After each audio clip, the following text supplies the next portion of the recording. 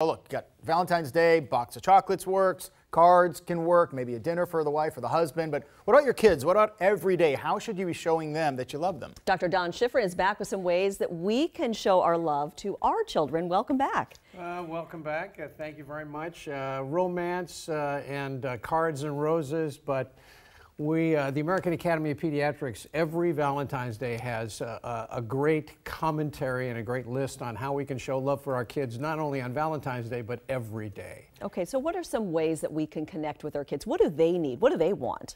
Well, the best thing for kids is, of course, trust and security and being a positive role model. That's our #1 job, and that's the #1 way we can show love for our kids because, you know, again, they trust us. We are the door they walk through on the way to the world.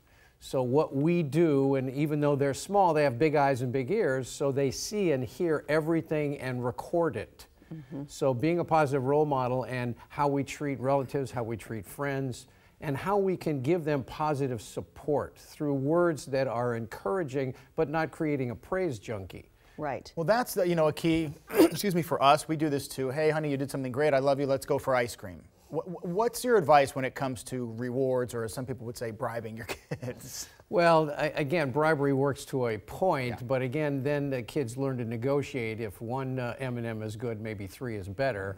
So words of encouragement such as, I really like the way you treated your friend on the playground, instead of using words like best or better, which are comparisons. We see so much and we comment on so much that is in the news that is mockery and sarcasm and comparisons, you know, why aren't you more like your brother?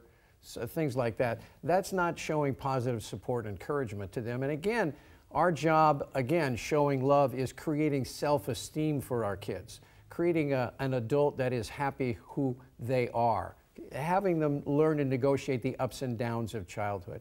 So that positive self-esteem is very important to develop. Your third tip is to be present with your kids. And Right. that's one that sometimes is difficult on a shift that we have, which is when we're really tired and trying to be present. That's really important though, right?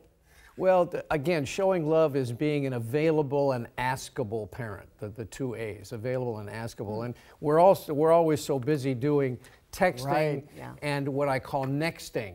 Even though we're present and we're listening to our child and hearing them, we're really just thinking about what we have to do next. What's our job to do next. It's a hard burden because you think, I got to get dinner, then we got to get pajamas, and then it's bedtime, and it is hard to navigate that. What kind of advice do you give us? Well, again, when you get home after a busy day, and we've all had really busy days and our minds are filled with what we have to do next, hit the pause button and say, let's see what my child would like to do. Instead of, again, you know, like toddlers usually, I would say, like naps more than apps.